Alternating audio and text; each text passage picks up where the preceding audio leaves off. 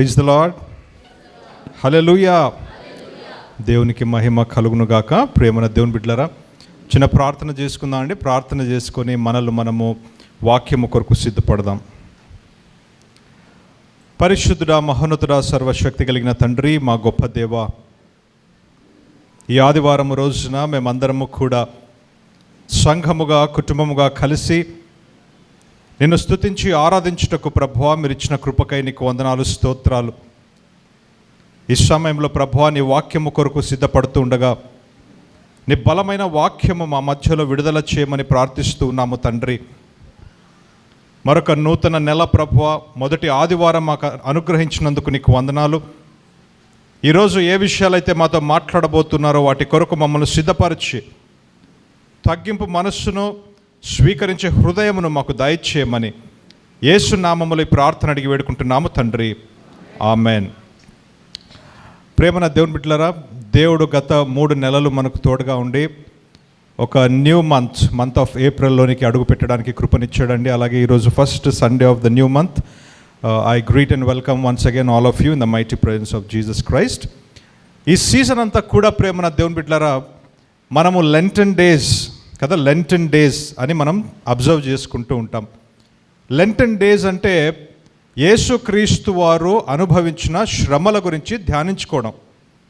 అందుకనే తెలుగులో ఏమని అంటామండి? శ్రమల దినాలు కదా, శ్రమల దినాలు, the sufferings of Jesus Christ.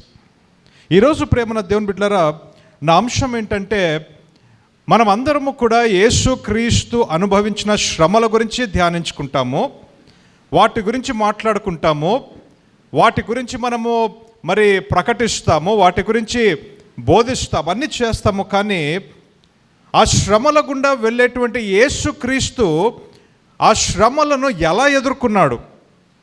That is my topic today, handling suffering in Jesus way.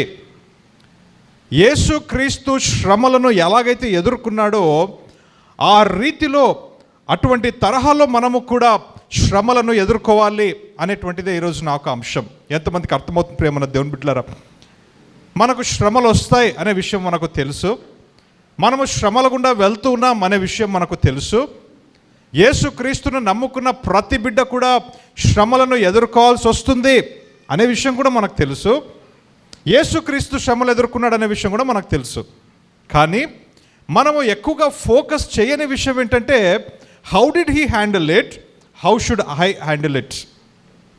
యేసుక్రీస్తు ఎలా ఎదుర్కొన్నాడు, నేను ఎలా ఎదుర్కోవాలి అనేటువంటిది మనం మిస్ అయిపోతూ ఉంటాం. కాబట్టి ఈరోజు మనము ఈ అంశాన్ని మనం చూసుకోబోతున్నాం. Handling your suffering Jesus way. Handling your suffering Jesus way. ప్రేమన దేవుని బిడ్డలారా, నేను శ్రమ, సఫరింగ్ అని చెప్తున్నప్పుడు వాట్ ఐ మీన్ ఈజ్ కేవలము ఈ క్రైస్తవులకు కలిగే హింస మాత్రమే కాదండి. నేను సఫరింగ్ అన్నప్పుడు it's a broad entity. Family problems గుండా వెళ్ళేవారు కూడా సఫరింగ్ గుండా వెళ్తున్నారు కదండి. భర్త భార్య మధ్యలో రిలేషన్షిప్ ప్రాబ్లం ఉన్నట్లయితే వారు శ్రమల గుండా వెళ్తున్నారని అర్థం. పిల్లలు సరిగ్గా లేరు అంటే ఆ కుటుంబము శ్రమల గుండా వెళ్తుంది. ఫైనాన్షియల్ ప్రాబ్లం ఇంట్లో ఉందా, దట్ ఈస్ ఆల్సో సఫరింగ్. ఎంతమందికి అర్థమవుతుందండి? మీ వర్క్ ప్లేస్లో ప్రాబ్లం ఉందా, అది కూడా సఫరింగే. నీ స్టడీ ప్లేస్లో ప్రాబ్లం ఉందా, సఫరింగ్. ఉద్యోగం రావట్లేదా, అది సఫరింగే. మీ బాస్ దగ్గర ప్రాబ్లం ఉందా, సఫరింగ్. సో సఫరింగ్ అంటే ఒక బ్రాడ్ టైటిల్గా తీసుకొని మీరు ఎటువంటి సఫరింగ్ గుండా వెళ్తున్నారో అది మీరే ఆలోచించాలి. కానీ ఈరోజు ఏ సఫరింగ్ అయినా, ఏ శ్రమ అయినా, దానిని నేను ఒక యేసుక్రీస్తు బిడ్డగా, ఒక విశ్వాసిగా ఎలా హ్యాండిల్ చేయాలి, యేసుక్రీస్తు ఎలా హ్యాండిల్ చేశాడు అనేటువంటిది మనం చూసుకోబోతున్నాం. ప్రేమన దేవుని బిడ్డలారా, ఒక 2 వచనాలు ముందుగా మనం చూద్దామండి. 1 Peter 4th chapter 12th and 13th verse. 1 పేతురు 4వ అధ్యాయము 12-13 వచనాలు మనం చదువుకుందామండి. ప్రియులారా, మిమ్మును శోధించుటకు మీకు కలుగుచున్న అగ్ని వంటి మహాశ్రమను గురించి, ఈ మాట అండర్లైన్ చేసుకోవాలా ప్రేమన దేవుని బిడ్డలారా. అగ్ని వంటి మహాశ్రమను గమనిస్తున్నారా? Great trial or fiery trial అనే మాట ఇంగ్లీష్ బైబిల్లో వాడుతున్నారనమాట. ఆ శ్రమలు మీకు వచ్చినప్పుడు మీకేదో ఒక వింత సంభవించినట్లు మీకేదో ఒక వింత సంభవించింది అన్నట్లుగా ఆశ్చర్యపోకూడదు అనే మాట దేవుని వాక్యం చెప్తుంది. హల్లెలూయా. ఫస్ట్ ఆఫ్ ఆల్ దేవుని వాక్యం అంటుంది, డు నాట్ బీ సర్ప్రైజ్డ్.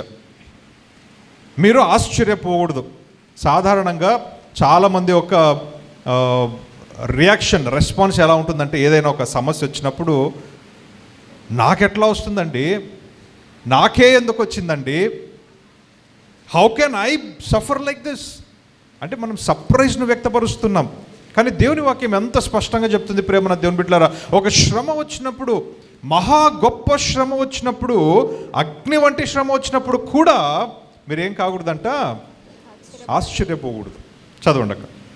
క్రీస్తు మహిమ బయలుపరచబడినప్పుడు మీరు మహానందముతో సంతోషించు నిమిత్తము క్రీస్తు శ్రమలలో మీరు పాలివారై ఉన్నంతగా సంతోషించుడి. అంతగా మీరు ఏం చేయాలంటే ఆశ్చర్యపోకూడదు, కానీ చెప్పాలి, ఆశ్చర్యపోకూడదు కానీ సంతోషించాలి. మన రియాక్షన్ ఇలా ఉంటుందా? గమనించారు? బైబిల్ ఎంత భిన్నంగా, ఎంత డిఫరెంట్గా చెప్తుందండి how you should react to your suffering. మనము సాధారణంగా లోకంలో ఉన్నవారు ఎలా రియాక్ట్ అవుతున్నారో మనం అలాగే రియాక్ట్ అవుతున్నాం. వాళ్ళు ఎలా ఆశ్చర్యపోతారో మనం అలాగే ఆశ్చర్యపోతున్నాం. వాళ్ళు ఎలా బాధపడుతున్నారో మనం అలాగే బాధపడుతున్నాం. కానీ దేవుని వాక్యం అంటుంది, వారి వలె మీరు ఆశ్చర్యపోకూడదు. మీరు ఎలా రియాక్ట్ అవ్వాలి? మీరు అలా వచ్చినప్పుడు ఆశ్చర్యపోవద్దండి, కానీ సంతోషించండి. You have to be glad. You should rejoice in your suffering అనే మాట దేవుని వాక్యం చెప్తుంది. మరొక మాటను మనం చూసుకుందామండి. 2 తిమోతి 3:12 క్రీస్తు యేసునందు సద్భక్తితో బ్రతుకనుద్దేశించు వారందరూ ఎవరంట? అందరూ అంటే ఎవరంట? క్రీస్తు యేసునందు సద్భక్తితో బ్రతుకునుద్దేశించిన వారందరూ. ఇక్కడ ఎంతమంది ఉన్నారండి అలా? అంటే ఇంకొక మాటలో ఇంగ్లీష్ బైబిల్లో సింపుల్గా ఉంది, indeed all who desire to live a godly life in Christ. అంటే క్రీస్తులో నేను పరిశుద్ధంగా జీవించాలి అని ఉద్దేశించిన ప్రతి ఒక్కరు కూడా, అందరూ కూడా. అలా ఎవరెవరు ఉద్దేశించారు చూపించండి ఒకసారి. మనం అందరం ఉద్దేశించాం కదా, క్రీస్తులో సద్భక్తితో పరిశుద్ధంగా జీవించాలని మనం అందరం కూడా ఉద్దేశించినాం. సో వారందరికీ ఏం జరుగుతుందంట? వారు హింస పొందుదురు. Simple. Bible is very clear. ఎవరైతే క్రీస్తును అంగీకరించుకున్నారో, ఎవరైతే క్రీస్తు వలె జీవించాలి అనే ఒక ఉద్దేశము కలిగి ఉన్నారో వారికి ఏమొస్తుందంట? హింస, శ్రమ. దీన్ని మనం రివర్స్గా తీసుకుంటే, నీ జీవితంలో శ్రమ లేదు అంటే నీలో ఆ ఉద్దేశం లేదని అర్థం. అంటే నువ్వు క్రీస్తు కొరకు నీతిగా జీవించాలి అనే ఉద్దేశం నీలో లేదు, నువ్వు ఆ డిసిషన్ తీసుకోలేదు అని దాని అర్థం. Simple. That's what Bible is saying. ఎవరైతే క్రీస్తునందు సద్భక్తితో జీవించాలి అని ఉద్దేశించి ఉన్నారో వారందరికీ హింస కలుగుతుంది. So nobody is spared from suffering. ఒక పాస్టర్ గారు చెప్తూ నేను విన్నానండి, ఒక మ్యారేజ్ సర్మన్లో కదా, ఎంగేజ్మెంట్ రింగ్ ఉంటుందంట, ముందు వెడ్డింగ్ రింగ్ ఉంటుందంట, వెడ్డింగ్ అయిపోయిన తర్వాత సఫరింగ్ ఉంటుందంట. ఎంగేజ్మెంట్ రింగ్, వెడ్డింగ్ రింగ్, ఆ తర్వాత సఫరింగ్. అందరి జీవితంలో ఉంటుంది ప్రేమన దేవుని బిడ్డలారా suffering. Nobody is spared. బైబిలే చెప్తుంది. నువ్వు ఉద్దేశించావా క్రీస్తు కొరకు అని, నీకు హింస కలుగుతుంది. అయితే ఆ హింస కలిగినప్పుడు నేను ఎలా హ్యాండిల్ చేయాలి, అది మనకు అవసరమైన విషయం ఈరోజు. అయితే యేసుక్రీస్తు ఎటువంటి సఫరింగ్ గుండా వెళ్ళాడో ఒకసారి మనం చూసుకుందామండి. ఒక 4 విషయాలు ముందుగా నేను చెప్తానండి. What kind of suffering did Jesus go through, వాటిని మనం ధ్యానించుకున్న తర్వాత వాటిని ఎలా హ్యాండిల్ చేశాడు అనేటువంటి 8 విషయాలు నేను చెప్పడానికి త్వరగా చెప్పడానికి నేను ప్రయత్నిస్తాను. ముందుగా, what is the suffering that Jesus went through? Number 1, betrayal. Betrayal అనగా నమ్మక ద్రోహం. ప్రేమన దేవుని బిడ్డలారా, బిట్రేయల్కు చీటింగ్కు డిఫరెన్స్ ఉందండి. చీటింగ్ అంటే మోసము ఎవరైనా చేస్తారు, స్ట్రేంజర్స్ కూడా మోసం చేస్తారు, మనం పెద్దగా ఫీల్ అవ్వం. బిట్రేయల్ అంటే నమ్మక ద్రోహం ఎవరు చేస్తారంటే బాగా తెలిసిన వాళ్ళు, మనం ఎంతగానో ప్రేమించిన వాళ్ళు మనల్ని నమ్మించి మోసం చేయడమే నమ్మక ద్రోహం. మామూలుగా మోసపోతే అంతగా బాధ ఉండదు, కానీ నమ్మక ద్రోహంలో బాధ, నొప్పి, వేదన ఎక్కువ ఉంటుంది. ఎంతమంది ఏకీభవిస్తారండి?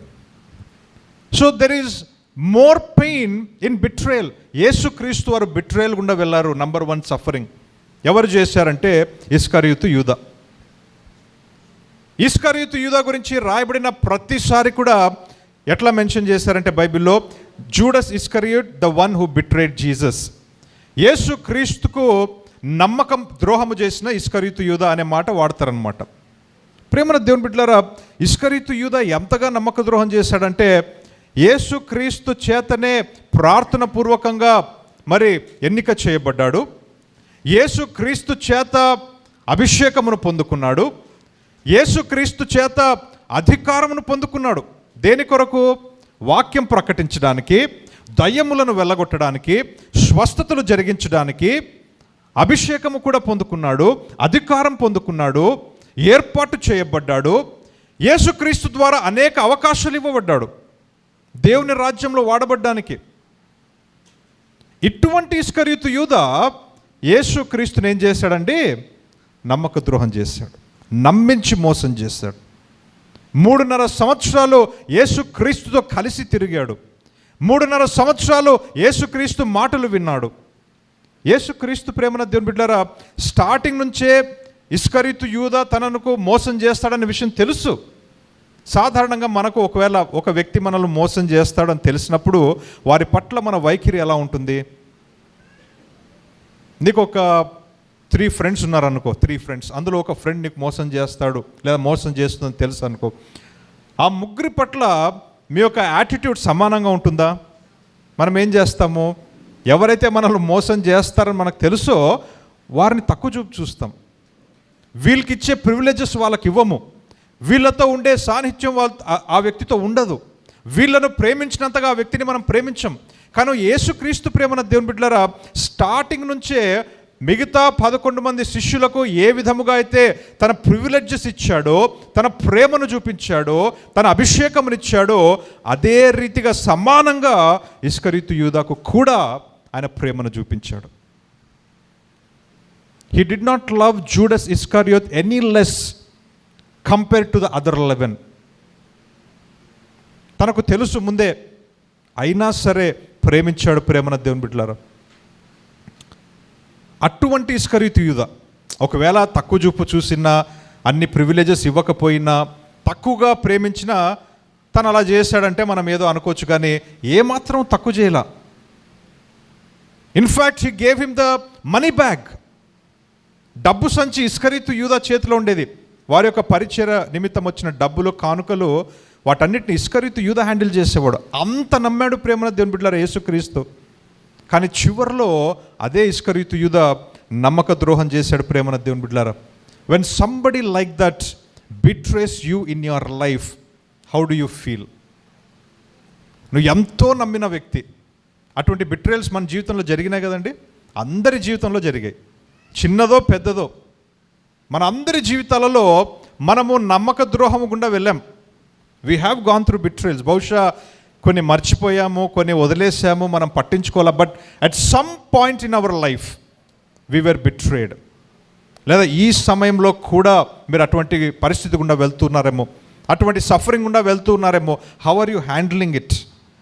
మీరు ఎలా హ్యాండిల్ చేస్తున్నారు?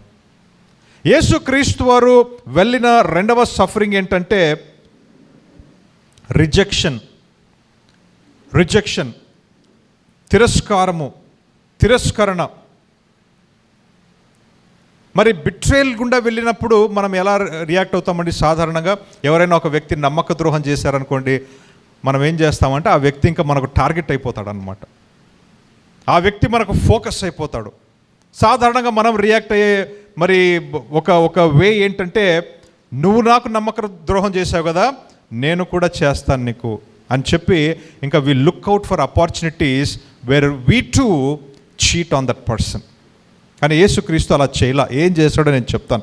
రిజెక్షన్ విషయంలో ప్రేమన దేవుని బిడ్డలారా, పేతురు యేసుక్రీస్తును 3 సార్లు రిజెక్ట్ చేశాడు. ఈయన ఎవరో నాకు తెలీదు, నాకు ఈయనకు సంబంధము లేదు అన్నట్లుగా he rejected knowing Jesus Christ. ఈ పేతురు ఎవరు అని చూస్తే 12 మంది శిష్యులలో ఒకడు. అంత మాత్రమే కాకుండా ఇన్నర్ సర్కిల్లో ఒక వ్యక్తి. యేసుక్రీస్తుకు 12 మంది శిష్యులుంటే అందులో 3 ఇన్నర్ సర్కిల్. ఎవరండి?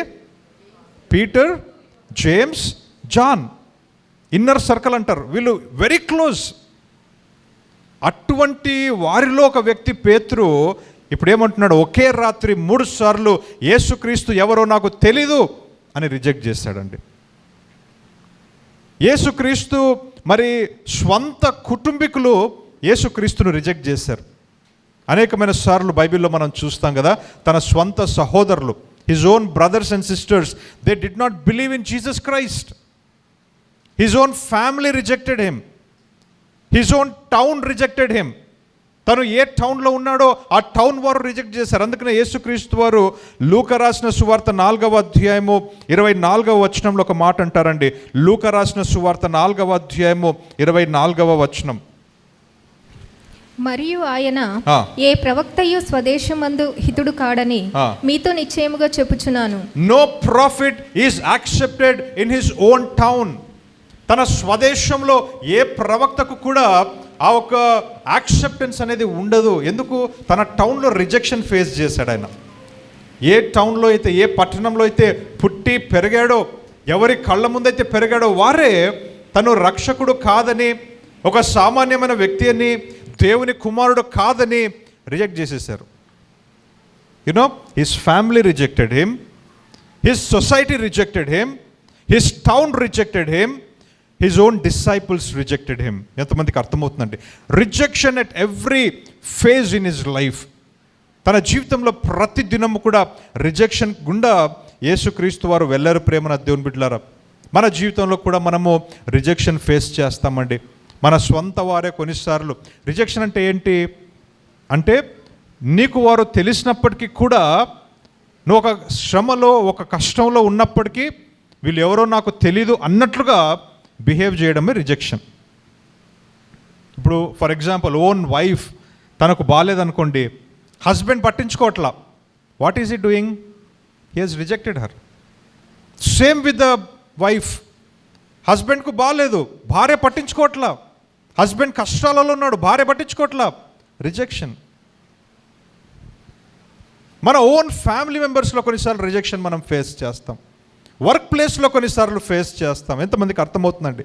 మనం అనుకొని ఉంటాం ఫలానా వాళ్ళు నాకు హెల్ప్ చేస్తారు, but when they don't, that is rejection. వారు రిజెక్ట్ చేసేసారు నేను. అటువంటిది ప్రేమన దేవుని బిడ్డలారా, యేసుక్రీస్తు వారు ప్రతి దినము కూడా అనుభవించారు. ప్రతి దినం రిజెక్షన్. మూడవది, ఆయన వెళ్ళిన సఫరింగ్లో మూడవది ఏంటంటే లోన్లీనెస్, ఒంటరితనం. లోన్లీనెస్. ప్రేమన దేవుని బిడ్డలారా, ఒంటరితనం అనేటువంటిది it is the greatest killer of mankind. మనుష్యులలో ఎక్కువ శాతము ఆత్మహత్యలు ఎందుకు చేసుకుంటున్నారు? దానికి కారణం ఏంటంటే ఒంటరితనమే. మీరు రీసెర్చ్ చేసినట్లయితే ఎక్కువ శాతం ఎందుకు డిప్రెషన్లో ఉన్నారు? Reason loneliness. ఎక్కువ శాతం ఎందుకు ఆత్మహత్యలు చేసుకుంటున్నారు? లోన్లీనెస్, ఒంటరితనం. ఇట్ ఈస్ గ్రేటెస్ట్ కిల్లర్ ప్రేమన దేవుని బిడ్డలారా. దీనిని మనం సరిగ్గా హ్యాండిల్ చేయకపోతే అదే జరుగుతుంది. ఆత్మహత్యలు జరుగుతాయి, మన జీవితాలు నాశనం అయిపోతాయి. కానీ యేసుక్రీస్తు వారు లోన్లీనెస్ను ఎలా హ్యాండిల్ చేశారు మనం చూద్దాం ఈరోజు. యేసుక్రీస్తు ప్రేమన దేవుని బిడ్డలారా, తన చివరి దశకు వచ్చేసరికి ఒంటరి వానిగా మిగిలిపోయాడు. ఎవరైనా ఉన్నారండి యేసుక్రీస్తుతో? అరెస్ట్ చేసినప్పుడు ఉన్నారా ఎవరన్నా? దేవుని వాక్యం ఏమంటుంది? అందరూ విడిచిపెట్టి వెళ్ళిపోయిరి. కానీ అంతవరకు యేసుక్రీస్తుతో ఎంతమంది ఉన్నారు చెప్పండి? 12 మంది శిష్యులు ఉన్నారా? 3.5 సంవత్సరాలు. 72 మంది ఉన్నారా ఫాలోవర్స్? ఆ క్రౌడ్ ఎంతమంది ఉన్నారు? ఆయన వేలాది మంది, థౌజండ్స్ ఆఫ్ పీపుల్. నేను ఎందుకు ఈ పిక్చర్ మీకు ఇస్తున్నానంటే, 3.5 సంవత్సరాలు కొన్ని వేలాది మంది తన చుట్టూ ఉండేటువంటి యేసుక్రీస్తు ఒక్క రాత్రికి ఒంటరి వ్యక్తిగా మిగిలిపోయాడండి. Somebody who had such a great crowd following him. ఎప్పుడు కూడా ఒంటరిగా లేడు యేసుక్రీస్తు. వాస్తవానికి యేసుక్రీస్తు ఒంటరిగా ఉండాలి అని ఆశపడ్డాడు. ఎందుకు? ప్రార్థన చేసుకోవడానికి. తండ్రితో సమయం గడపాలని పగలన్నా రాత్రన్నా మధ్యాహ్నమన్నా ప్రజలు ఆయన వెంట వస్తూనే ఉన్నారు. He was never alone. Such a man when he got arrested nobody was with him. ఎవ్వరు లేరండి. నేను ఆలోచించాను ప్రేమ దేవుని బిడ్డలారా, 12 మంది శిష్యులు ఏమైపోయారు, తన కుటుంబీకులు ఏమైపోయారు, 72 మంది ఫాలోవర్స్ ఏమయ్యారు, వేలాది మంది ఫాలోవర్స్ ఏమైపోయారు, ఎక్కడ పోయినారండి వాళ్ళందరూ? అందులో ఎందరో యేసుక్రీస్తు వలన కంటి చూపును పొందుకున్నారు కదా, ఎందరో చెవులు పొందుకున్నారు కదా, మూగవారు మాట్లాడగలిగినారు కదా, కాళ్ళు లేని వారు కాళ్ళను పొందుకున్నారు కదా, మరణించిన వారు తిరిగి లేచారు కదా యేసుక్రీస్తు వలన. వారందరూ ఏమైపోయినారు? Where are all those people? ఎంతమంది అండి యేసుక్రీస్తు వలన లాభము పొందుకున్న వాళ్ళు? ఒక్కరు లేరా? దయ్యములు పట్టిన వారు విడిపించబడ్డారు, వాళ్ళు ఏమైపోయినారు? There were a lot of people who were benefited by Jesus Christ. But when the night came, when he was arrested, nobody was with him. ఒక్కరు లేరండి. లోన్లీనెస్. మన జీవితంలో కూడా కొన్నిసార్లు అలా జరుగుతాయి ప్రేమన దేవుని బిడ్డలారా. మీరు ఎంతో నమ్మిన వ్యక్తి, ఎవరి కోసమో త్యాగము చేసిన వ్యక్తి, ఎంతో ప్రయాసపడిన ఆ వ్యక్తులే మిమ్మల్ని విడిచిపెట్టి వెళ్ళిపోయేటువంటి సందర్భాలు మీరు ఎదుర్కొంటారు. Are you may have gone through loneliness. So third suffering loneliness ప్రేమన దేవుని బిడ్డలారా. ఆయన ఎదుర్కొన్న 4వ సఫరింగ్ ఏంటంటే unfair trials and wrong judgment. అన్యాయపు తీర్పులు ప్రేమన దేవుని బిడ్డలారా. అన్యాయమైన విచారణ, అలాగే అన్యాయమైన తీర్పు, దీని గుండా కూడా ఆయన వెళ్ళి ఉంటూ ఉన్నాడు. ఏ తప్పు చేయలేదు కానీ అన్యాయంగా తప్పుడు నిందలు వేశారు, తప్పుగా తీర్పునిచ్చారు. మన జీవితంలో కూడా కొన్నిసార్లు ఇటువంటి సఫరింగ్ గుండా కూడా మనం వెళ్తాం. మనం తప్పు చేసి ఉండం కానీ అన్యాయంగా అబద్ధపు సాక్ష్యాలు పలికి కదా, తప్పుడు నిందలు వేసి తప్పుడు తీర్పును ప్రకటించేస్తారు. They will brand you. ఈ వ్యక్తి ఇటువంటి వాడు, ఇటువంటి వ్యక్తి ఈమె అని చెప్పి ఒక బ్రాండ్ ఇచ్చేస్తారు నీకు, నేమ్ ఇచ్చేస్తారు నీకు. Wrong, unfair trials and wrong judgment. ప్రేమన దేవుని బిడ్డలారా, యేసుక్రీస్తు వెళ్ళిన ఈ యొక్క 4th సఫరింగ్ ఏదైతే ఉందో, రాంగ్ ట్రయల్స్ అండ్ జడ్జ్మెంట్, చరిత్రలో ఎవ్వరు కూడా ఇటువంటి రాంగ్ ట్రయల్స్ గుండా వెళ్ళలేదు. This is history. ఎవరినైనా రాత్రి అరెస్ట్ చేస్తే ఏం చేయాలి? చట్ట ప్రకారము జైల్లో పెట్టాలా, రిమాండ్లో పెట్టాలా, నెక్స్ట్ డే ట్రయల్ స్టార్ట్ అవ్వాలా. కానీ రాత్రే అరెస్ట్ చేసి రాత్రే ట్రయల్స్ జరిపించారనమాట. మీకు అర్థమవుతుందా? అన్ని రాత్రి అయిపోయినాయి అన్నమాట. 7 ట్రయల్స్ గుండా వెళ్ళాడు. 7 తీర్పులు జరిగాయి. 7 సార్లు విచారణ జరిగింది. ఎక్కడైనా కోర్టులు పనిచేస్తాయండి రాత్రిపూట? మన ఇండియాలో ఒక కేసు జడ్జిమెంట్కి రావాలంటే కొన్ని సంవత్సరాలు పడుతుంది.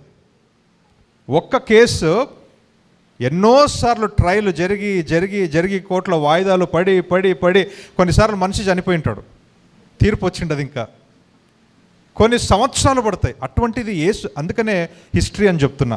ఇది ఎప్పుడూ ఎవరికి జరగదు కూడా. యేసుక్రీస్తుకు జరిగిన అన్యాయపు విచారణ, అన్యాయపు తీర్పులు. ఒక రాత్రిలో 7 సార్లు విచారణ జరిగింది. 2 గ్రూప్స్ విచారించాయండి. ఒకటి రిలీజియస్ గ్రూప్, ఒకటి పొలిటికల్ గ్రూప్. రిలీజియస్ గ్రూప్ ఎవరు అంటే ఈ సన్హద్రిన్, అంటే ప్రధాన యాజకులు, ఫరిష్షీయులు, వీళ్ళందరూ కూడా రిలీజియస్ గ్రూప్ అంట, మతపరమైన గ్రూప్ అన్నమాట.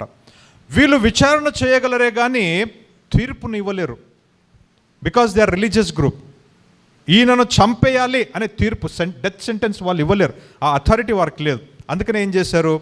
పొలిటికల్ గ్రూప్ దగ్గర తీసుకొచ్చారు. ఎవరు? పిలాతు దగ్గర తీసుకొచ్చారు. పిలాతుకు అధికారం ఉంది, కానీ పిలాతుకు తప్పు కనపడంలా. డెత్ సెంటెన్స్ ఇవ్వాలంటే దానికి తగ్గట్టుగా అతనిలో ఒక తప్పు కనిపించట్లా. సో 2 గుంపులు కలిసి ప్రేమన దేవుని బిడ్డల, రిలీజియస్ గ్రూప్, పొలిటికల్ గ్రూప్, వీరిద్దరు కలిసి 7 తీర్పులు జరిగించి రాత్రికి రాత్రి ఈయనే ఒక క్రిమినల్ అని వాళ్ళే బ్రాండ్ వేసేసి ఈయనకు మరణ శిక్ష వేయాలి అని తీర్పును తీర్చేశారన్నమాట. They proclaimed death sentence on Jesus Christ. That was the fourth suffering that he went through. అయితే ప్రేమన దేవుని బిడ్డలారా, how did he handle them? మనకు కూడా ఇటువంటి మరి శ్రమలు వచ్చినప్పుడు మనం ఎలా హ్యాండిల్ చేయాలి అనేది మనం చూస్తున్నాం ఇప్పుడు. సో నంబర్ 1, యేసు క్రీస్తు వారు ఎలా హ్యాండిల్ చేశారంటే, మొట్టమొదటిది ప్రేమన దేవుని బిడ్డలారా, he trusted in the plan of God. దేవుని ప్రణాళికలో ఆయన నమ్మకం ఉంచాడు. దాని అర్థం ఏంటంటే, యేసుక్రీస్తు సఫరింగ్గా చూడలేదు, కానీ ఇది ప్లాన్ ఆఫ్ గాడ్ అనే దృష్టితో చూశాడు. ఎంతమందికి అర్థమవుతుందండి? అందుకనే కదా పదే యేసుక్రీస్తు చెప్పిన మాట ఏంటంటే, పిలాతుతో కూడా అంటాడు, ఏమనంటాడు? ఈ అధికారం నీది కాదు, నా తండ్రి నీకు ఇచ్చాడు, కాబట్టి నువ్వు నా మీద ఈ తప్పును మోపుతున్నావు. He trusted that it was the plan of God. మనము సాధారణంగా ప్రేమన దేవుని బిడ్డలారా, ఒక సఫరింగ్ గుండా వెళ్తే ఆ వ్యక్తి మీద ఫోకస్ చేస్తాం, ఆ వ్యక్తే నాకు శత్రువు అన్నట్లుగా చూస్తాం. భార్య భర్తను అనుకుంటుంది, భర్త భార్య శత్రువు అనుకుంటుంది, కోడలు అత్త గురించి అనుకుంటుంది, అత్త కోడల గురించి అనుకుంటుంది. బట్ ఎంతవరకు మనము నేను గాడ్స్ ప్లాన్లో ఉన్నాను, దేవుని ప్రణాళికలో ఉన్నాను, గాడ్స్ ప్లాన్లో ఉన్నంత వరకు ఇటువంటి సఫరింగ్స్ గుండా నేను వెళ్ళాలి అని ఆ రకంగా ఎంతమంది మనం ఆలోచిస్తాము? We don't think like that. కానీ యేసుక్రీస్తు వారు ప్రేమన దేవుని బిడ్డలారా, పదే ఆయన ఇది దేవుని ప్రణాళిక, దీని గుండా నేను వెళ్ళాలి, ఈ శ్రమ గుండా నేను వెళ్ళాలి, ఈ సఫరింగ్ గుండా వెళ్తేనే దేవుని చిత్తము నెరవేర్చబడుతుంది అనేటువంటిది నమ్మాడు ప్రేమన దేవుని బిడ్డలారా. హల్లెలూయా.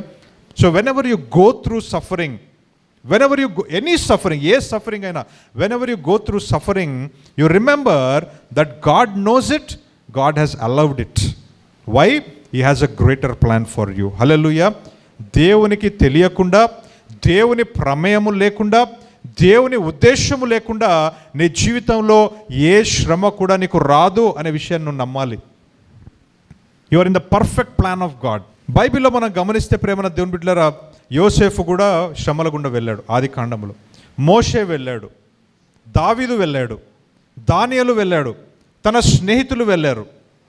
వీరందరూ కూడా శ్రమల గుండా వెళ్ళారు. ఎవరు కూడా డైరెక్ట్గా గ్రేట్ పీపుల్ అవ్వలేదు ప్రేమన దేవుని బిడ్డలారా. యోసేఫ్ ఎటువంటి శ్రమల గుండా వెళ్ళాడండి? చాలా కఠినమైన శ్రమల గుండా వెళ్ళాడు. ఆ తర్వాత ప్రైమ్ మినిస్టర్ అయ్యాడు. కానీ చివరిలో ఏమన్నాడో తెలుసా? తన సహోదరులు వచ్చినప్పుడు ఏమంటున్నాడు? ఈ నిందను మీ మీద మోపుకోవద్దండి, ఇది దేవుని ప్రణాళిక. మీరు నన్ను అమ్మివేయడము, నేను మీకంటే ముందు ఐగుప్తుకు రావడము బహుశా దేవుని ప్రణాళికము. God is the one who sent me ahead of you. చూసారా, ఆ సఫరింగ్ అంతటిని కూడా దేవుని ప్లాన్ లాగా ఆయన చూస్తూ ఉన్నాడు. హల్లెలూయా. మన దృష్టి మారాలి ప్రేమన దేవుని బిడ్డలారా. Our sight should change. మోషే విషయంలో కూడా అంతే. మోషే ఒకవేళ దేవుడు మోషేను డైరెక్ట్గా వాడుకోవాలి అని అనుకుని ఉంటే డైరెక్ట్గా లేపేవాడు కదా. ఆ ఒక బాస్కెట్లో వాళ్ళ తల్లి ఎందుకు పెట్టాలి, అక్కడి నుంచి ఫరో దగ్గరికి ఎందుకు వెళ్ళాలి, మరి రాజభవనంలో ఎందుకు పెరగాలి, ఆ తర్వాత 40 సంవత్సరాలు ఎడారిలో ఎందుకు ఉండాలి? చూసారా సఫరింగ్. ఈ సఫరింగ్ అంతా అయిపోయినాక లీడర్గా ఎన్నుకుంటున్నాడు మోషన్. It was part of God's plan. ఎంతమందికి అర్థమవుతుందండి? ఇప్పుడు మీకు అర్థం కాదు ప్రేమన దేవుని బిడ్డలారా. ఇప్పుడు సఫరింగ్గా ఉంటుంది, శ్రమలాగానే కనిపిస్తుంది, కానీ శ్రమ నీకు గాడ్స్ ప్లాన్గా కనిపించాలి. It should look like God's plan. దావీదు విషయంలో కూడా అంతే. సమూయేలు వచ్చాడు, అభిషేకించాడు, వెంటనే రాజు అయిపోలే కదా. ఎన్ని సంవత్సరాల ప్రేమన దేవుని బిడ్డలారా పరిగెడుతూ ఉన్నాడు తను. సౌలు ఏమో వెంటాడుతున్నాడు, చంపాలని పరిగెడుతున్నాడు. అడవిలో, ఎడారిలో, గుహలలో దాక్కుంటూ పరిగెడుతూ. It didn't feel like God's plan, it look like suffering, but actually it was God's plan. Hallelujah. Whatever suffering you are going through, you trust in God's plan. Number 1. రెండవది ప్రేమన దేవుని బిడ్డలారా, రెండవది ఎలా హ్యాండిల్ చేశాడంటే, Jesus relied on prayer. ప్రార్థన మీద ఆధారపడ్డాడు యేసుక్రీస్తు. తనకు ఎప్పుడు సఫరింగ్ వచ్చినా కూడా తను ప్రార్థించేవాడండి. చివరి దశలో కూడా మనం చూస్తున్నాం, గెత్సెమనే తోటలో ఏం చేస్తూ ఉన్నాడు? ప్రార్థన చేస్తున్నాడు. తన శిష్యులందరినీ కూర్చోబెట్టుకొని తన బాధ చెప్పుకుంటూ అలా చేయలా. మనకు సాధారణంగా సఫరింగ్ వచ్చిందండి, శ్రమ వచ్చిందనుకోండి, ఒక నలుగురిని పోగు చేసుకొని మన బాధ అంతా కక్కేస్తాం వాళ్ళ ముందు. That's what we do. చూస్తున్నాం అలా చెప్పుకుంటే ఏదో కొంచెం నాకు ఆ బాధ తగ్గుతుందేమో అని మనం అనుకుంటాం. ప్రేమన దేవుని బిడ్డలారా, అది చేయండి, తప్పని కాదు, కానీ అంతకంటే ఎక్కువగా మీరు ప్రార్థించాలి. హల్లెలూయా. నీ జీవితంలో శ్రమ ఎంత పెరుగుతుందో ప్రార్థన అంతగా పెరగాలి. నువ్వు ఎంతగా శ్రమ గుండా వెళ్తున్నావో అన్నిసార్లు మోకరించి ప్రార్థించాలి.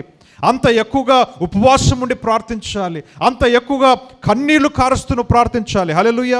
నీ జీవితంలో ప్రార్థన ఎక్కువ అవ్వాలి, అధికం అవ్వాలి. మన జీవితంలో రివర్స్ అవుతుంది. శ్రమ పెరిగే కొలది ప్రార్థన తగ్గుతుంది. శ్రమ పెరిగే కొలది దేవునితో సాన్నిహిత్యం తగ్గుతుంది. శ్రమ పెరిగే కొలది దేవునికి మనకు డిస్టెన్స్ పెరుగుతూ ఉంది. అది జరగకూడదు. The reverse should happen. You should rely on God. దావీదు ప్రార్థించాడు ప్రేమన దేవుని బిడ్డలారా శ్రమలు వచ్చినప్పుడు. యోసేఫు ప్రార్థించాడు, మోషే ప్రార్థించాడు, దానియేలు ప్రార్థించాడు. గమనిస్తున్నారా? All these people who went through suffering, they relied on prayer. ప్రార్థన మీద ఆధారపడ్డారు వాళ్ళు. దానియేలు గురించి మనం చూస్తున్నాం. ఏం చేశాడంట? ఎప్పుడు చేసినట్లుగానే కదా, తన గదికి వెళ్ళి యెరూషలేము వైపుకు తిరిగి తను ముమ్మారు మోకరించి ప్రార్థన చేశాను అని దేవుని వాక్యం చెప్తుంది. హల్లెలూయా. డానియల్ ఐ థింక్ 3rd చాప్టర్లో ఉంటుంది. They relied on prayer. Prayer was the strength for them in there suffering. వారు శ్రమ గుండా వెళ్ళేటువంటి సమయంలో ప్రార్థన వాళ్ళకు బలం ఇచ్చింది. ప్రేమన దేవుని బిడ్డలారా, మనం ప్రార్థించాలి. ప్రార్థన ఎక్కువ అవ్వాలి. మూడవది మనం గమనిస్తే జీసస్ యాక్సెప్టెడ్ ద సఫరింగ్. స్వీకరించాడు. సఫరింగ్ను ఏం చేశాడండి?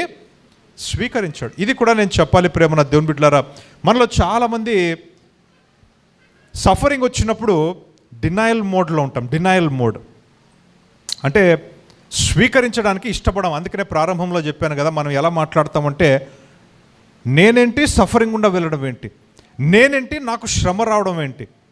ఉదాహరణకు ప్రేమన దేవుని బిడ్డలారా, ఎవరికైనా ఒక భయంకరమైన వ్యాధి వచ్చిందనుకోండి, అంతవరకు బాగున్నారు, హెల్తీగా ఉన్నారు, సడన్గా నీకు క్యాన్సర్ ఉంది అని చెప్పంగానే వాళ్ళు యాక్సెప్ట్ చేస్తారా?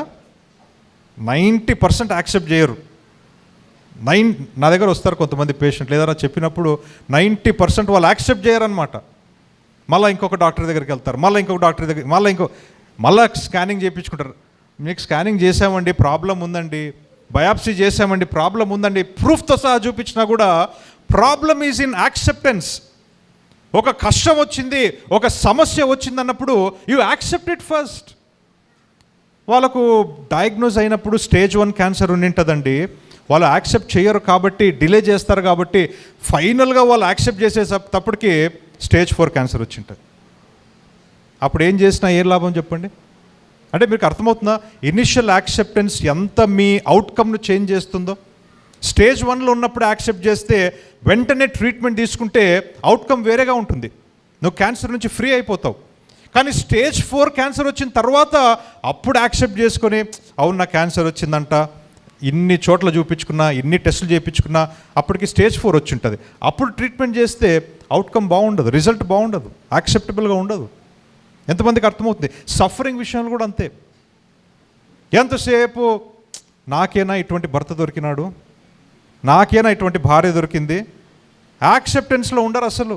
కొన్ని సంవత్సరాలు గడిచిపోతాయి భర్తను భార్యను యాక్సెప్ట్ చేయడానికి, పిల్లల్ని యాక్సెప్ట్ చేయడానికి. నాకేనా ఇటువంటి బాస్ దొరికినాడు, నాకేనా ఇటువంటి జాబ్ వచ్చింది. You understand? ఇనిషియల్గా నువ్వు యాక్సెప్ట్ చేసినావు అనుకో నీ సఫరింగ్ని, ప్లాన్, యాక్షన్, నెక్స్ట్ యాక్షన్ ఏంటి, నెక్స్ట్ ప్లాన్ ఏంటి, ఎలా డీల్ చేయాలి, ఎలా ఎదుర్కోవాలి, దాని గురించి ఆలోచిస్తావు. కానీ యాక్సెప్టెన్సే నువ్వు లేట్ చేస్తే అవుట్కమ్ వేరేగా ఉంటుంది. Hallelujah. So acceptance is very very important. యేసుక్రీస్తు వారు యాక్సెప్ట్ చేస్తారండి. ఈ బిట్రేయల్, నమ్మక ద్రోహం నాకు జరుగుతుంది, నా దేవుడు చెప్పాడు, నాకు తండ్రి చెప్పాడు, యాక్సెప్ట్ ఇట్. నువ్వు ఎంతసేపు వీళ్ళేనా నాకు ద్రోహం చేసింది, నిజంగా వీళ్ళేనా, నేను నమ్మలేకపోతున్నాను అని అదే భ్రమలో ఉన్నావు అనుకో, అయిపోయి ఇంకా చేస్తారు, మోసం చేస్తారు, ద్రోహం చేస్తారు. యాక్సెప్ట్ ఇట్, మూవ్ ఆన్, అక్కడి నుంచి ముందుకెళ్ళిపో. ఎలా హ్యాండిల్ చేయాలి? ఇస్కరీతు యూదా ప్రేమన దేవుని బిడ్డలారా, యేసుక్రీస్తుకు నమ్మక ద్రోహం చేశాడు కదా, యేసుక్రీస్తు యాక్సెప్ట్ చేశాడు దాన్ని. ఇస్కరియోతు యూదాకు కూడా నమ్మక ద్రోహం జరిగింది. ఎక్కడ తెలుసా? యాజకులు ఏం చెప్పారు? 30 వెండి నాణ్యాలు ఇస్తాము, యేసుక్రీస్తుని మాకు అప్పగించు, అంతే చెప్పారు వాళ్ళు. కానీ వాళ్ళు ఏం చేశారు? యేసుక్రీస్తుని అప్పగించిన తర్వాత మరణశిక్షను వేస్తున్నారు, హింసిస్తున్నారు. ఇస్కరియోతు యూదా తట్టుకోలేకపోయాడు. తనను చీట్ చేశారనే భావనతో వారి దగ్గరికి వెళ్ళాడు. వెళ్ళి, మీరు చెప్పింది ఏది, చేసేది ఏంటి? మీరు కేవలం అప్పగించమని చెప్పారు.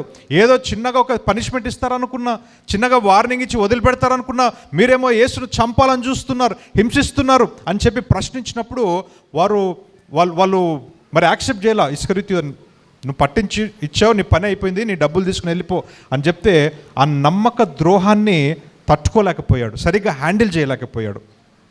అందుకని ఏం చేసుకున్నాడు? వెళ్ళి ఊరేసుకొని చనిపోయినాడు. అర్థమవుతుందండి? యాక్సెప్ట్ చేయలేకపోయాడు. యేసుక్రీస్తు యాక్సెప్ట్ చేశాడు.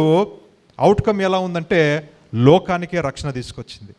ఇస్కరియోతు యూదా యాక్సెప్ట్ చేయలేకపోయాడు, తన స్వంత ప్రాణాలు కూడా కోల్పోయాడు. ఎంతమందికి అర్థమవుతుందండి? Acceptance is the key. నువ్వు సరిగ్గా యాక్సెప్ట్ చేయక, సరిగ్గా డీల్ చేయకపోతే అవుట్కమ్ వేరేగా ఉంటుంది. ప్రేమన దేవుని బిడ్డలారా, అది నీకు నాశనకరంగా ఉంటుంది, నీకు మేలు జరగదు. నువ్వు యాక్సెప్ట్ చేయాలి. దేవుని వాక్యం అంటుంది అందరికీ శ్రమలు వస్తాయి, అందరికీ హింస వస్తుంది అనే మాట చెప్తుంది. కాబట్టి ఆశ్చర్యపోకూడదు, కానీ మనం యాక్సెప్ట్ చేయాలి. మూడవది. నాలుగవది ప్రేమన దేవుని బిడ్డలారా, what did Jesus do? He focused on Father's mission rather than focusing on the person who cheated him. ఏం చేశాడు? తన ఫోకస్. నాలుగవది ఫోకస్. నేను ఇందాక చెప్పాను, మనల్ని ఎవరైనా మోసం చేస్తే మన ఫోకస్ అంతా, మన టార్గెట్ అంతా కూడా ఆ వ్యక్తి అయిపోతారు. ఇంకా అది తప్పు. ఆ వ్యక్తే ఫోకస్ అయిపోతారు మనకి. ఇంకా ఆ వ్యక్తి గురించి ఆలోచిస్తూ ఉంటాం, ఆ వ్యక్తిని మనం ఎలా దెబ్బతీయాలని ఆలోచిస్తాం, నా టైం ఎప్పుడు వస్తుంది అని ఆలోచిస్తాం. Let not the man become focus, let father become your focus. Hallelujah.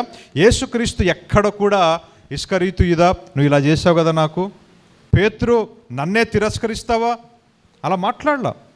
He never focused on people, his focus was on God. Hallelujah. ప్రతిసారి కూడా నా తండ్రి చిత్తం ఇది, నా తండ్రి చెప్తున్నాడు కాబట్టి ఇలా జరుగుతుంది, నా తండ్రి ప్రణాళిక ఇది. His focus was on Father's mission. Father's mission. నీ ఫోకస్ మారాలి ప్రేమన దేవుని బిడ్డ. ఐదవది he forgave everyone and didn't hold grudge on anyone. వారి మీద ఫోకస్ పెట్టడం కాదు కదా, ఇన్ఫ్యాక్ట్ వారిని ఫర్గివ్ చేశాడు, వాళ్ళందరినీ ఫర్గివ్ చేశాడు. సాధారణంగా మనకు శ్రమలు వచ్చినప్పుడు వారినే ఫోకస్ చేస్తాము, వారిని ఫర్గివ్ చేయం మనం. అన్నా ఎంతైనా ప్రార్థన చేయమని నేను చేస్తాను, ఎంతైనా కదా దేవుని వైపు చూడమని చెప్పు నేను చూస్తాను, కానీ వాళ్ళను మాత్రం నేను ఫర్గివ్ చేయలేనన్నా. మన వైఖరి అలా ఉంటుంది. But what Jesus is teaching us today, what Jesus is teaching us today, he not only focused on the Father, but he forgave those people. He forgave. సిలువలో నుంచి ఆయన తండ్రితో మాట్లాడుతూ వారిని క్షమించు అని క్షమాపణ కోరుతున్నాడు. హల్లెలూయా. ఆయన సిలువలో నుండి చూసి వారందరినీ బ్లేమ్ చేయాల. మీరేనా నన్ను సిలువ వేసింది, మీకోసమే కదా నేను చేసేదంతా కూడా, బ్లేమ్ చేయాల. వారిని క్షమించు ప్రభువా అని చెప్పి క్షమాపణ కోరాడు. ప్రేమన దేవుని బిడ్డలారా, that is the fifth way of handling our suffering. ఎవరైతే మనల్ని శ్రమ గుండా మనల్ని తీసుకెళ్తున్నారో వారి మీద మన ఫోకస్ ఉండకూడదు, కానీ తండ్రి మీద ఫోకస్ ఉండాలి, వారిని మనము క్షమించాలి. ఆరవది ప్రేమన దేవుని బిడ్డలారా, how did Jesus handle? He showed absolute Perseverance. ఓర్పును, సహనమును ఆయన చూయించాడు. ఓర్పు, సహనం ఇదే మనకు ఉండదు. మనకు ఏవైతే లేవో ఆ పాయింట్సే వస్తున్నాయి అన్నీ కూడా. క్షమాపణ అనేది ఉండదు కదా, క్షమించాలని ప్రభు చెప్తున్నాడు. ప్రార్థన తగ్గిపోతుంది శ్రమలో, ప్రార్థించు అని ప్రభు చెప్తున్నాడు. ఓర్పు సహనంతో మనం ఉండాలి, శ్రమలలో అదే మనకు తక్కువైపోతుంది. ఈరోజు ప్రేమన దేవుని బిడ్డలారా, యేసు క్రీస్తు వలె మనం ఏం చేయాలి? ఆ ఒక శ్రమను ఎదుర్కోవాలి. యాకోబు 1వ అధ్యాయము 2 నుంచి 4 వరకు మనం చదువుకుందామండి. James 1st chapter 2nd to 4th verse.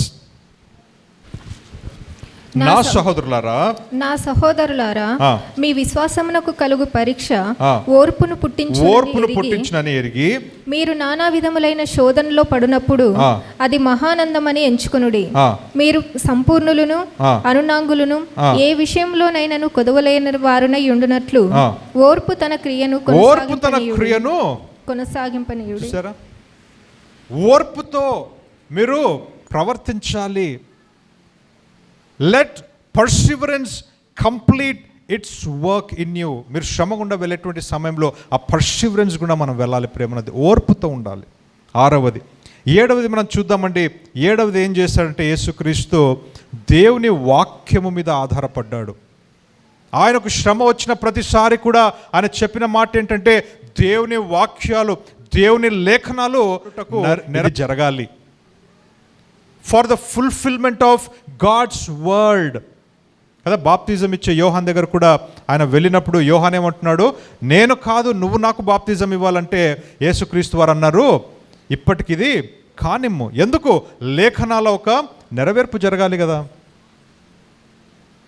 ఆయన దేని గుండా వెళ్ళినా కూడా his focus was the fulfilment of God's word. దేవుని వాక్యము మీద నువ్వు ఆధారపడాలి. Find comfort in God's word. చివరిది 8వది నేను చెప్పి ముగిస్తానండి. 8వది ప్రేమన దేవుని బిడ్డలారా, embrace suffering as an opportunity to stand as a testimony for God. నీకు శ్రమ వచ్చినప్పుడు నువ్వు ఏం చేయాలంటే దానిని ఎంబ్రేస్ ఎంబ్రేస్ అంటే కౌగిలించుకోవడం. ఎలా కౌగిలించుకోవాలి? ఒక ఆపర్చునిటీ లాగా. అది ఒక ఆపర్చునిటీ లాగా నువ్వు భావించాలి. ఎందుకు? శ్రమ వచ్చినప్పుడు నీకు వచ్చే ఆపర్చునిటీ ఏంటంటే, ఆ శ్రమలో కూడా నేను యేసు క్రీస్తు కొరకు నిలబడినట్లయితే నేను ఒక గొప్ప సాక్షిగా నేను ఉండగలను. హల్లెలూయా. శ్రమలు లేనప్పుడు నీ సాక్ష్యమునకు బలము లేదు. శ్రమలో కూడాను నిలబడినట్లయితే అది బలమైన సాక్ష్యముగా మారుతుంది. Hallelujah. In your testing times your testimony becomes powerful. In your testing times your testimony becomes powerful. మీరు ఎవరైనా టెస్టిమనీ వినండి, సాక్ష్యం వినండి. ఎంత కఠినమైన శ్రమల గుండా వారు వెళ్ళారో అంత బలంగా వాళ్ళ టెస్టిమనీ ఉంటుంది. వాళ్ళ టెస్టిమనీలో సఫరింగ్ లేదనుకోండి, బలంగా ఉండదు. త్యాగము లేదనుకోండి, బలంగా ఉండదు. నొప్పి, బాధ, వేదన ఇవి ఏవి లేవనుకోండి, అంటే సఫరింగ్ లేదంటే ఆ టెస్టిమనీ బలంగా ఉండదు, ఇంపాక్ట్ఫుల్గా ఉండదు. కాబట్టి సఫరింగ్ వచ్చిన ప్రతిసారి, శ్రమ వచ్చిన ప్రతిసారి కూడా మీరు ఎలా భావించాలంటే, నా టెస్టిమనీ బలపడుటకు ఇది ఒక అవకాశము. మనము అవకాశం కొరకు ఏం చేస్తాం? మనము ఎదురు చూస్తాం కదండి. అవకాశం కొరకు ఎదురు చూడ అంటే శ్రమల కొరకును ఎదురు చూడాలి అని దేవుని వాక్యం చెప్తుంది. ఎందుకు? ఆ శ్రమ వస్తేనే, ఆ శ్రమలోనూ బలంగా నిలబడితేనే నీ విశ్వాసం బలపడుతుంది, నీ సాక్ష్యము ఇంకా బలపడుతుంది. దాని ద్వారా దేవునికి మహిమ కలుగుతుంది. హల్లెలూయా. ప్రేమన దేవుని బిడ్డలారా, ఈ అంశాలన్నీ కూడా మనం చూసుకున్నాం కదండి. This is how Jesus handled suffering. మనం కేవలము యేసుక్రీస్తు శ్రమల గురించి ధ్యానించుకోవడం మాత్రమే కాదు, ఆయన ఎలా హ్యాండిల్ చేశాడు, ఎలా ఎదుర్కొన్నాడు, అది ప్రాముఖ్యము. ఆ రీతిగా మనము కూడా ఎదుర్కోవాలి అని ఈరోజు నేను జ్ఞాపకం చేస్తున్నాను. దేవుడు ఆ రీతిగా మనకు సహాయం చేయునుగాక. ప్రార్థన చేసుకుందామండి. అందరూ కూడా కళ్ళు మూసుకొని తలలు వంచినట్లయితే ప్రార్థన చేసుకుందాం. పరిశుద్ధుడైన తండ్రి, గొప్ప దేవ, ఈ సమయంలో ప్రభువా, మాకు శ్రమలు కలుగుతాయి అని ప్రభు నీ వాక్యము చెప్తున్నది. మేము హింసించబడతాము అని కూడా నీ వాక్యము చెప్తున్నది. ప్రభువా, ఆ హింసలు మేము పొందుకున్నప్పుడు, శ్రమ గుండా వెళ్ళేటువంటి సమయంలో వాటిని మేము ఎలా ఎదుర్కోవాలి, నీ కొరకు ఎలా గొప్ప సాక్షులుగా నిలబడాలి అనేటువంటి అనేకమైన విషయాలు ఈరోజు మాతో మాట్లాడినందుకు నీకు వందనాలు, స్తోత్రాలు. యేసు క్రీస్తు తరహాలో, యేసు క్రీస్తు వలె మేము కూడా ప్రభువా తండ్రి ఈ శ్రమలను ఎదుర్కొని నీ కొరకు గొప్ప సాక్షులుగా నిలబడే కృపను, శక్తిని, బలమును మాకు దయచేయమని యేసు నామములో ప్రార్థన అడిగి వేడుకుంటున్నాము తండ్రి. ఆమెన్.